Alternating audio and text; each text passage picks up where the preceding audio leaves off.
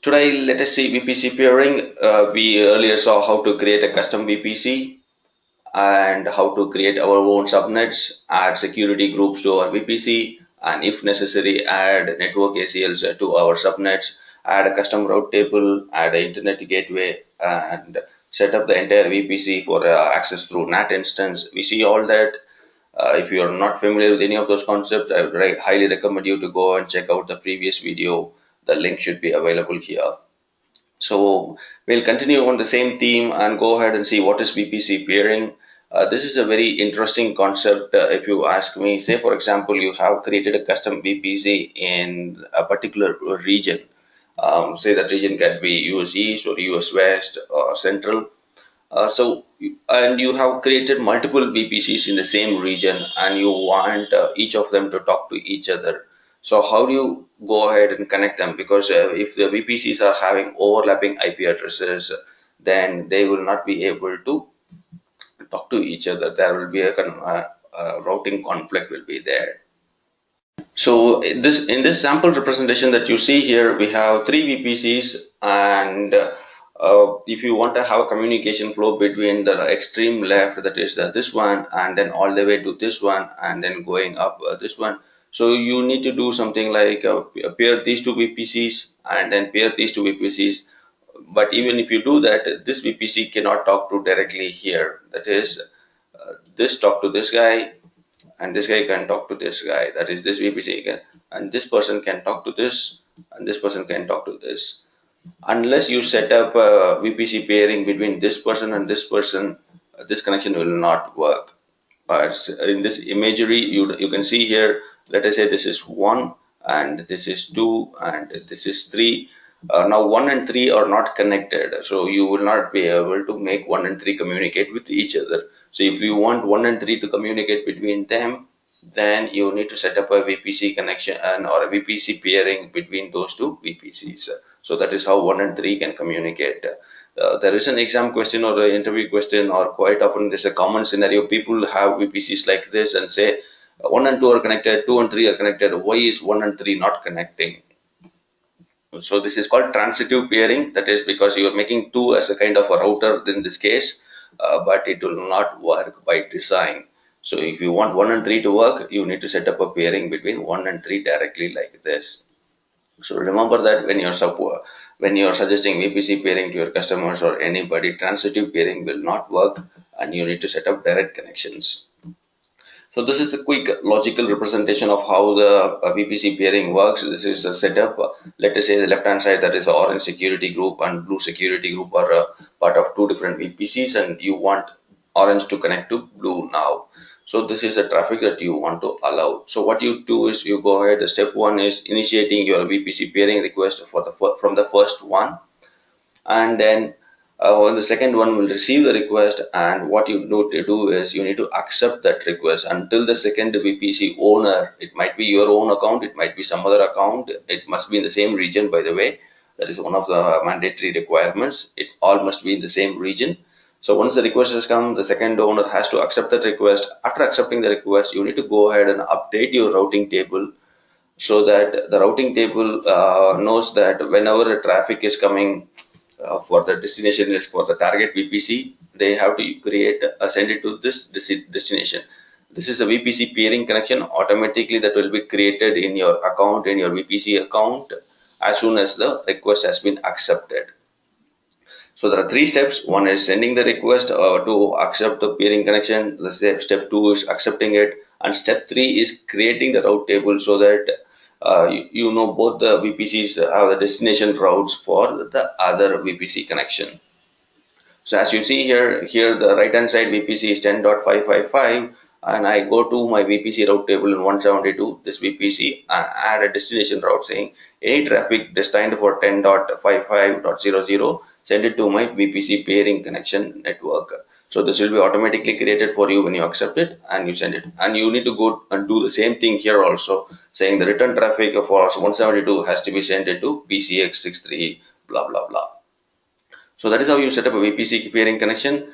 And the common use cases is generally these are some of the scenarios when VPC pairing works.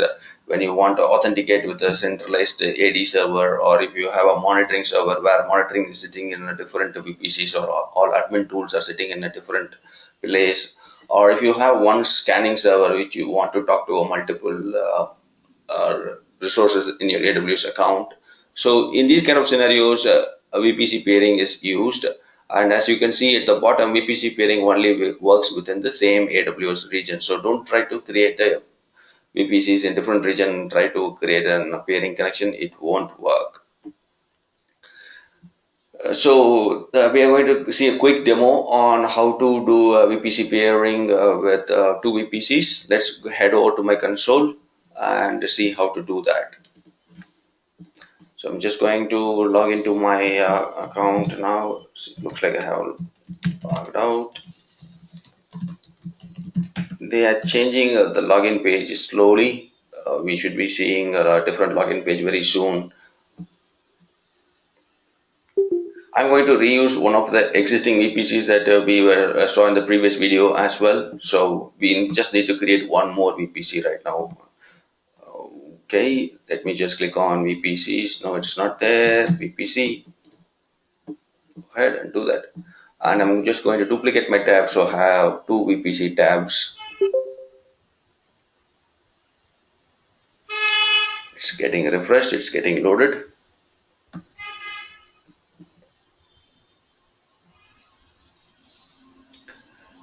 Going forward, I'm thinking, guys, I'll write a script for creating a VPC because it makes it faster to really run a script to create a VPC. So I'm just going to filter it by Valaxy name so it is easier to see what we are going to see now. So you see here, this is the VPC we created in the previous video, which is in the 10.81 series /23. I'm going to go ahead and create one more VPC now. I'm going to use the 82 series and /23 now. Create.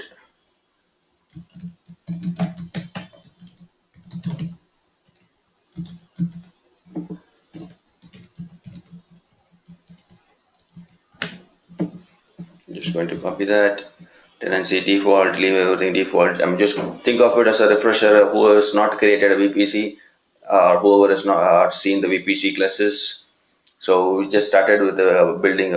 Oh, did I make a mistake of having the same 81 series again? No, that won't work. Remember, VPC peering cannot have overlapping IP addresses. We need to have non-overlapping IP addresses. I'm just going to confirm, did I make the same mistake? Yes, looks like both are same. I'm just going to delete it. I meant to put 82 there.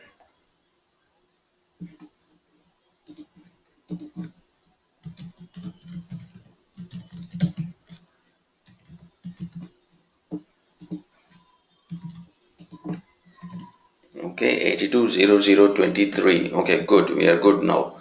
Just going to copy this. So first step is creating VPC. Next step is going to create your subnets. I'm going to create my subnets now. I'm going to type Valaxy peering VPC 1A. 1A is always an odd number for me. So I'm going to say 10.82.1.0/24. That will give me 256 IP addresses. Just copy that. Just create. And then I'm just going to type Valaxy here so that it will filter only Valaxy related IP addresses or subnets. To create one more subnet. It is not necessary, one subnet should be more than enough, but anyway, let it be a quick refresher. So 1B 10.82.2.0/24. Nice, I see.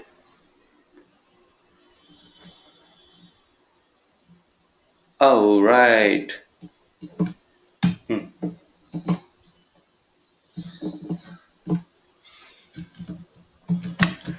Valaxy peering VPC 1B. Okay. Okay, now our peering VPC is also connected.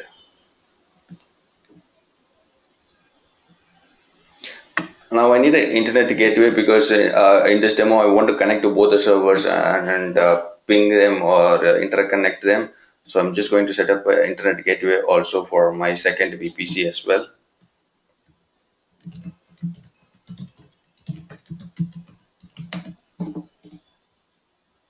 So let us create the internet gateway and attach it to my VPC.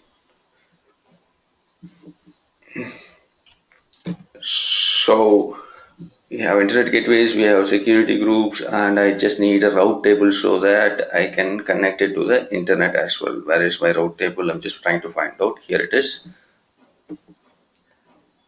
Just going to filter it based on my previous route table. As you can see here, there is already a couple of route tables for NATing and other things. I'm just going to create one more for my peering VPC. So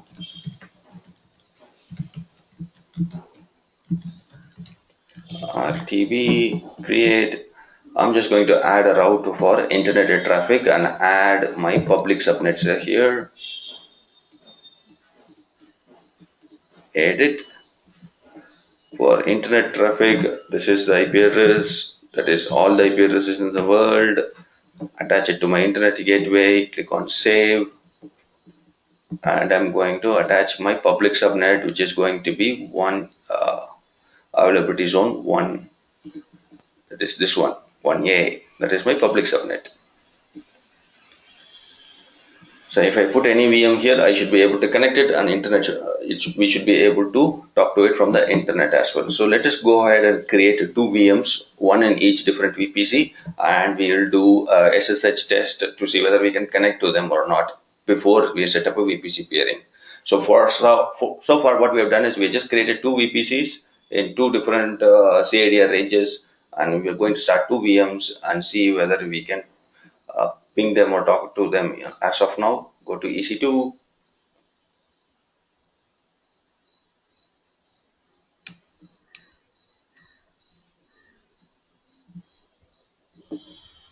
launch an instance. I'm going to use the Amazon Linux image because it comes with the AWS CLI pre-installed and makes it easier for me to work with sometimes.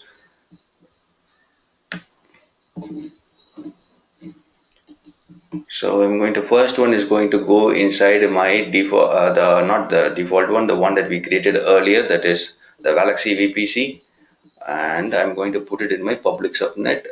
Okay, I need a public IP address. Let us ensure that. I'm just going to do I need IAM role? I don't think so. I'm not setting up a web server or anything. I don't need an IAM role here. Probably in the next one we will do an IAM role as well. So none here. Click on add storage. Nothing here. Click on add tagging name. Okay. Server on Valaxy server on VPC1. Let me see if I can reuse that. Configure security group, and I'm going to put it in my public security group. Where is my public? Here it is, Valaxy public security group, and it should have a port 80 and ICMP ping also. So one-way ping will work. Because I have not enabled the other one, we will not be able to get the return traffic as well. So click on review and launch. Launch. I'm not too sure I downloaded the key, but yesterday I was trying to change my keys. But anyway, let me launch it with that key itself. If this is not working, we'll just have to quickly change the keys. View instances. I'm going to launch one more instance very similar to this one, this configuration. I'm just going to click on this one and say launch mode like this.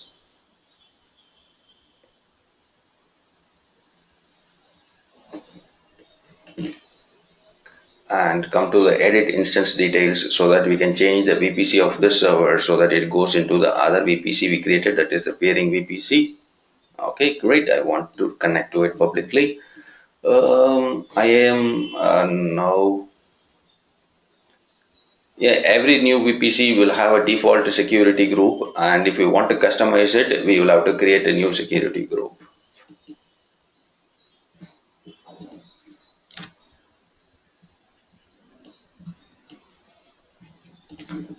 Okay,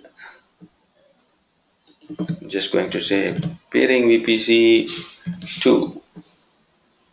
Okay, so if you see here, this must be okay. I think we have not properly set up our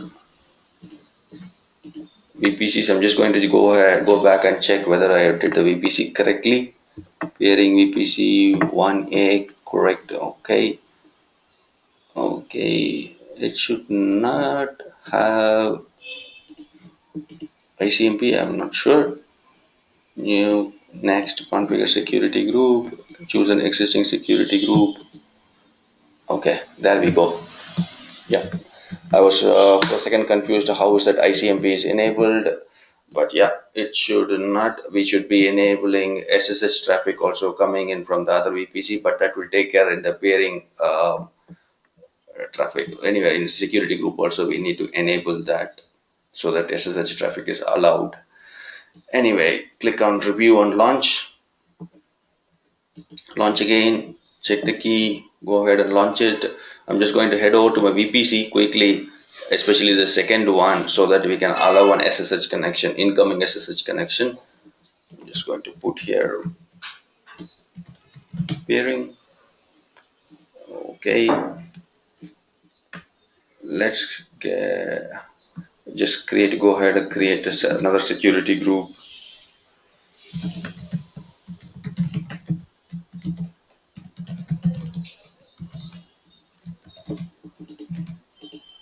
Okay, it is the pairing one, not a problem. Add another security group, and then I'm going to add an inbound rule to say that all SSH traffic, I can do this way also, all SSH traffic coming from another security group which is not in the same VPC, only I can do that. Leave it. After pairing is enabled, we can do that. Okay, good. We have got two servers all running in two different VPCs, and each of them can independently receive SSH traffic from the internet, and they will not be able to talk to each other directly now because they are in a different VPCs. They might be able to communicate with the public IP addresses, but that is also in SSH traffic only. Oh, if I enable SSH traffic, by default it might work because it is accepting traffic from all over the world now. I might have set up for failure myself. Just going to remove this for now. Okay, let me connect this.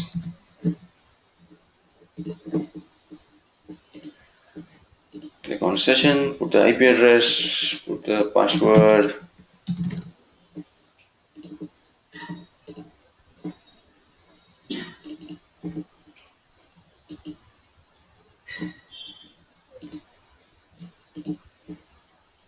Okay, we are connected to one server. I'm just going to rename this session as VPC 1 so that we know that easily.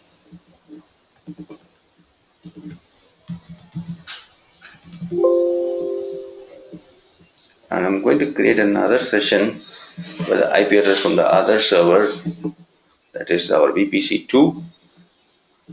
Although it has a public IP address, it should not connect. I just removed the route table that we just now had. It should not connect. To user.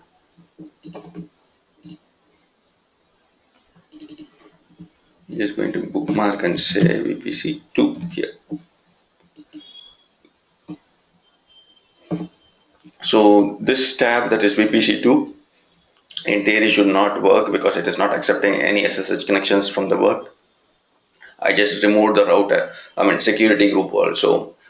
So it should not work, although the internet gateway is active and it should accept traffic from the internet, but our security group should be actively blocking any request. As you can see here, the session is stopped. So from this guy also, if I try to do let us say SSH to this IP address, that is my VPC2 IP, public IP, it will not work and it will time out after some time.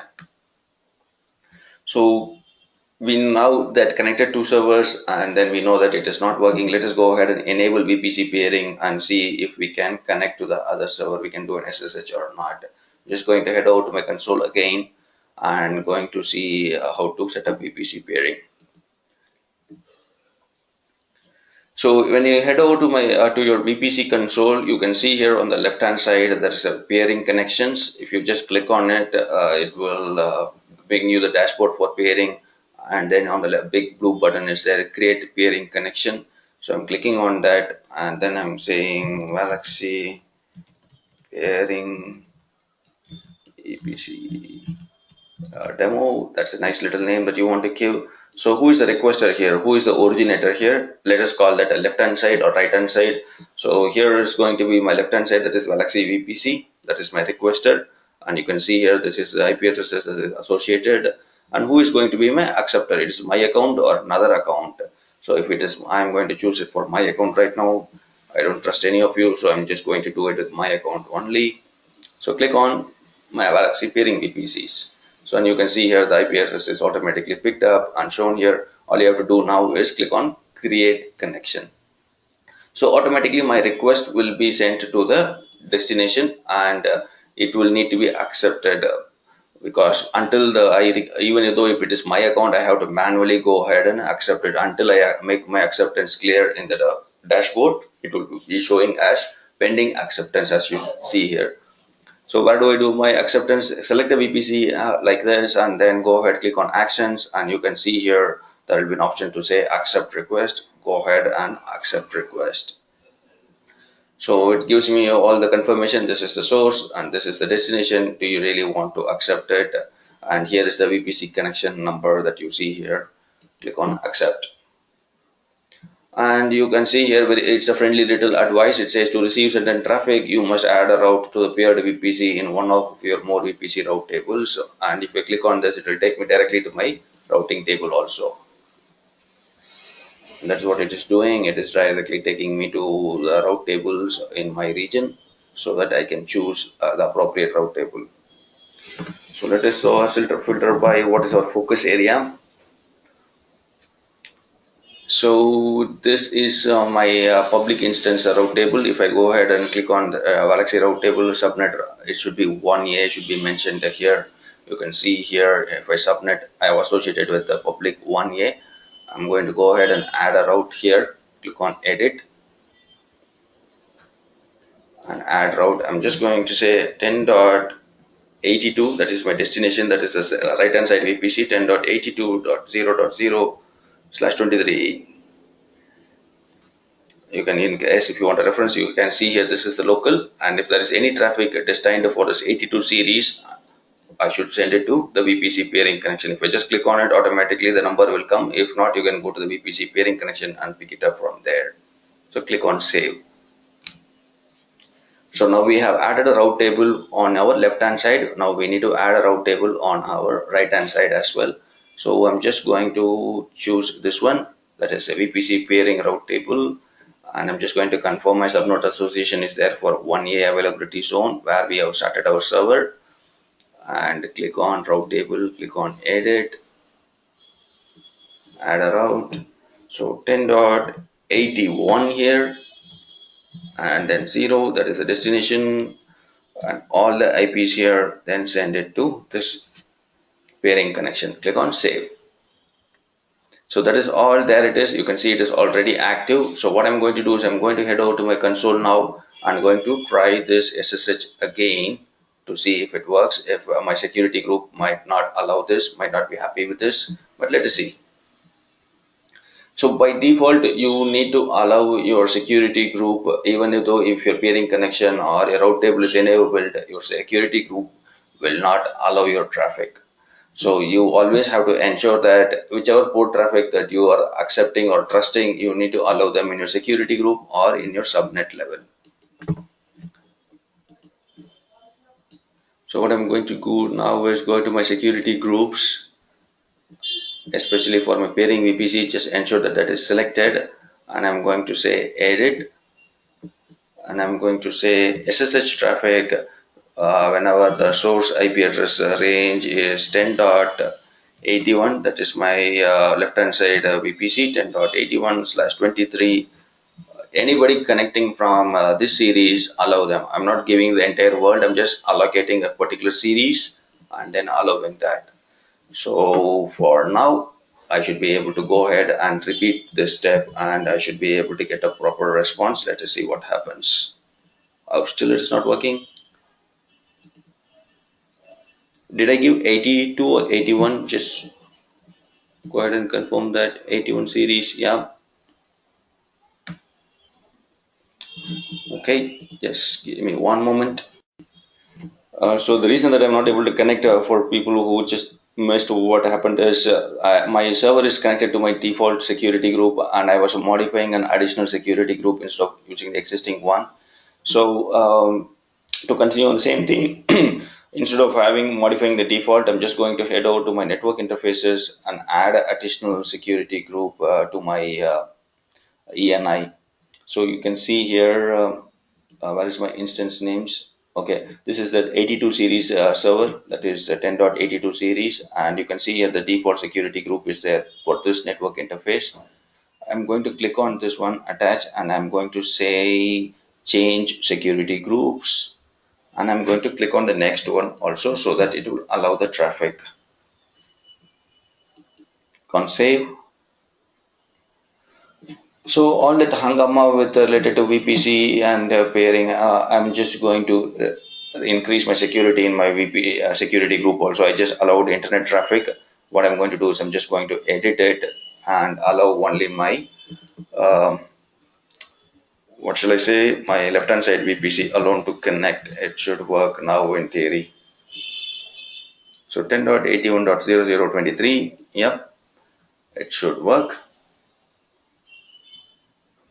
Okay, let me head over to my terminal and let us try to execute the same command and cross the fingers this time. Voila, it connects immediately. As you can see, we get a prompt right now. It is a problem of security group, not with net VPC pairing that we are trying to see. And it works. And if I press enter, it won't connect because I don't have the security copied over. So it will give me public key denied, or I mean, the reason is not network connectivity or anything. It is that just that I need to give the key. If I do something like SSH-C, private dot key, or whatever the key name that you give, and then the IP address, it will connect properly. But since we don't have the key, it might not work. So that's it for VPC pairing. That's how you create a VPC and then initiate the request for both the sides and accept the request and create a pairing connection, add the route tables, and then make your instances work together.